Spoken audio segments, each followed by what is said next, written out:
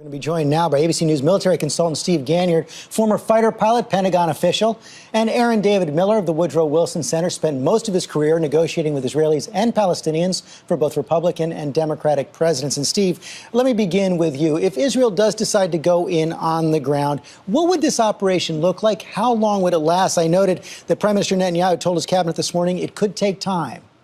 It could take time, George. Urban combat is the most dirty, nasty form of combat there is. It takes a long time. The casualties are high, on both the combatant side and the civilian side.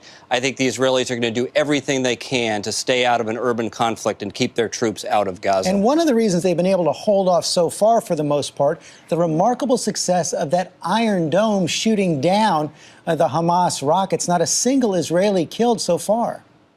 Iron Dome really is remarkable. It consists of a very sophisticated radar that's able to detect the missile launches coming in towards Israel. It actually makes a determination whether those missiles, incoming missiles, are going to hit into populated areas. So it only launches on those missiles that are incoming into Israel that could perhaps hurt people. So I'm very hard-pressed to find an example in the history of warfare where a single weapon system, a defensive weapon system, has so neutralized an enemy's opponent. But one of the things we see here is that it's kept the civilian casualties low, so the political pressure on Netanyahu to invade Gaza is low. So in a sense, you could say that Iron Dome is preventing a broader conflict. Civilian casualties in Israel low, but Aaron David Miller, the civilian casualties are mounting in Gaza, and the clock tends to tick there. The more civilian casualties in Gaza, the more pressure on Prime Minister Netanyahu to go for a ceasefire, not a ground war. Oh, and on the Egyptians, who probably risk the most in allowing this to play out, because al-Sisi knows that more civilian casualties will produce reactions on the Egyptian street. The problem, George, is this. Effective mediation requires urgency, a mediator, and a deal. And frankly, right now, you don't have any of those things.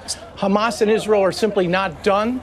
There is no deal on the table, and the Egyptians seem reluctant. And they are the key party, because they have influence with Israel, good relations with the Israelis, not so great relations with Hamas, but they have influence, and they have a demonstrated track record. In 2012, they did this too. None of these elements are in place, and that's why the tragedy of this entire enterprise is likely to play out for a good while longer. So it goes on, and potentially it escalates. Is there anything useful the United States can do? We have tremendous leverage with the Israelis, assuming we would be prepared to use it. The problem is our leverage with the Israelis depends on Hamas's capacity and willingness to de-escalate. And right now, there's no motivation on them to do that. They want a deal. They want political benefits. They went into this crisis weak. In order to justify the destruction that the Israelis are doing and civilian casualties, they're going to have to figure out a way to climb down, but to gain something from this operation, and that is not clear. What that gain is right now and who's going to give it to them, not clear right now. We've seen this before. We've seen an operation like this in 2009. We've seen a similar lower-scale operation in 2012. What's different this time?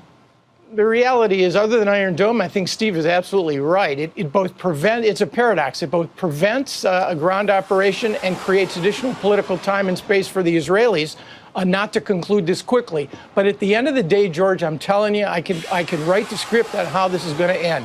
Hamas is going to claim that it resisted the mighty IDF and probably will get a political and economic benefit.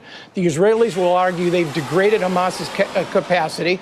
We will have bought ourselves perhaps another year or two, and we'll be back at the table at this exact same point within the next 2 to 3 years. That's the real tragedy, and a lot of innocent people, primarily in Gaza, are going to have to die as a consequence.